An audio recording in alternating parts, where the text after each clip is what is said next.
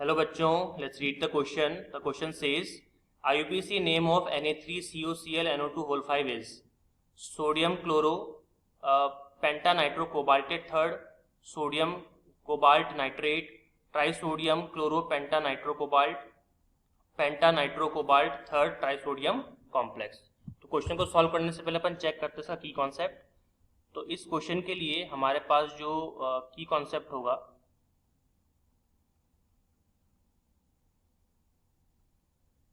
that is coordination complex. Coordination complex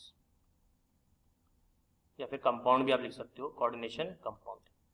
देखिए coordination compound का मतलब क्या होता है. देखिए जब भी हम बात करते हैं कोऑर्डिनेशन कंपाउंड की तो आपको एक बात याद रखना है कि कोऑर्डिनेशन कंपाउंड का मतलब ये होता है कि more than one ligands. Ligands का मतलब होता है इलेक्ट्रॉन डोनर्स. तो more than one ligands are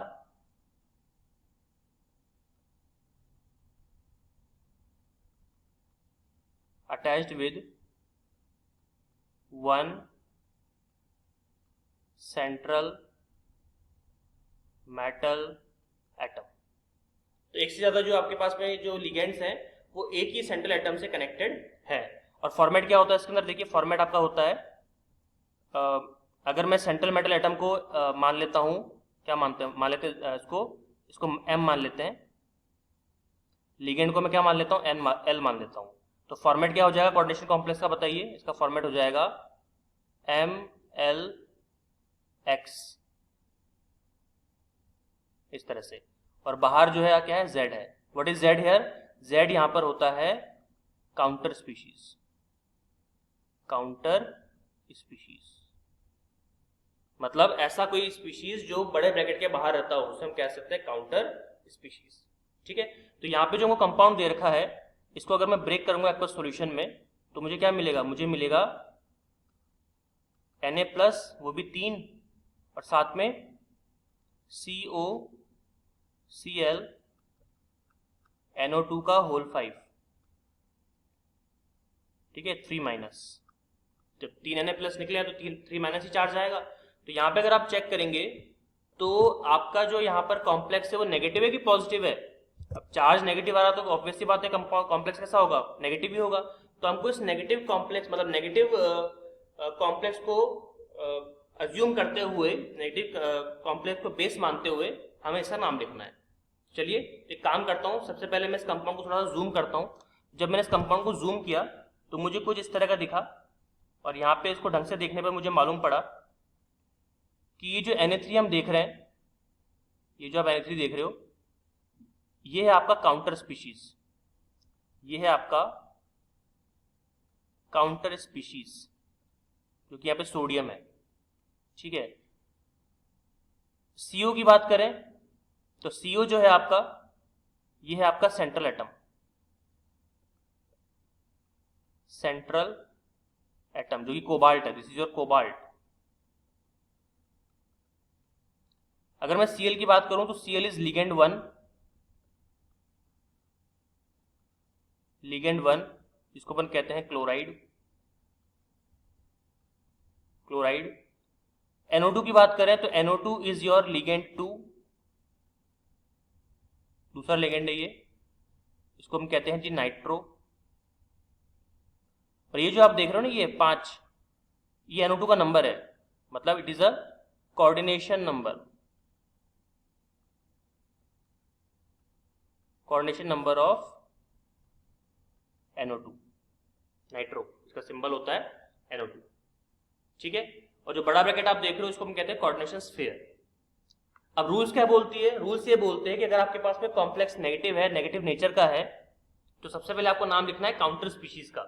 ठीक है, मतलब पॉजिटिव स्पीशीज का आपको नाम लिखना है. तो काउंटर स्पीशीज का अगर मैं नाम लिखूं और रूल्स को अगर फॉलो करूं, उसके पहले काम कर लेते हैं, हम इसका निकाल लेते हैं ऑक्सीजन स्टेट. तो हमारे पास जो कॉम्प्लेक्स है Na3 COCl NO2 का होल 5, इसका अपन निकाल लेते हैं ऑक्सीजन स्टेट. तो जब मैं इसका ऑक्सीजन स्टेट निकालूंगा तो इसको मैं मान लेता हूं X. Na पर चार्ज होता है +3, तो +3 हो गया. ठीक है, प्लस Cl पे क्या होता है, -1 होता है, प्लस NO2 पे क्या होता है, -1 होता है, और कितना है ये, 5 है, तो इंटू 5, इसको को चार्ज दिख रहा, बाहर नहीं दिख रहा, तो वो 0 हो गया। तो देखिए ये आपका हो जाएगा -5 और -1 -6, टैक्स की वैल्यू कितनी हो जाएगी, +3।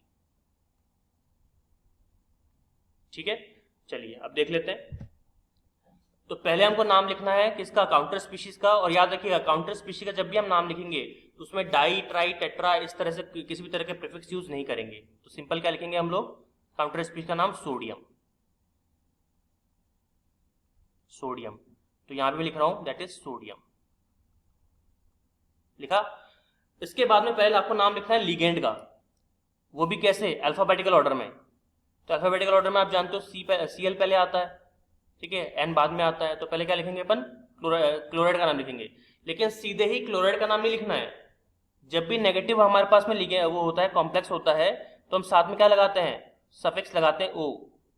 तो या तो आप क्लोराइडो लिख सकते हो या फिर आप क्लोरो लिख सकते हो, ठीक है। तो हम लिख लेते हैं क्लोरो, ठीक है, क्लोरो, क्लोरो। उसके बाद सेकंड लिगेंड आपका नाइट्रो, और नाइट्रो कितने, 5 है, और 5 के लिए अपन क्या यूज करते हैं, पेंटा, तो पेंटा नाइट्रो। फिर लिखना है सेंट्रल एटम का नाम जो कि कोबाल्ट है। अब देखिए कोबाल्ट है और नेगेटिव जब नेचर होता है तो साथ में हम लोग सफिक्स यूज करते हैं 8, तो ये हो जाएगा कोबाल्टेट, कोबाल्टेट, ठीक है। और जैसे कोबाल्टेट हुआ तो लास्ट में क्या लिखना है, रोमन नंबर में इसका ऑप्शन स्टेट, जो कितना आ रहा था, 3। ये हो गया जी नाम। तो sodium, chloro, penta, nitro, cobaltate. अब देखते हैं किसी ऑप्शन में अवेलेबल है क्या। बिल्कुल ऑप्शन में अवेलेबल है, ऑप्शन नंबर ए में। तो option A will be your final answer. Hope you understood it well, all the very best.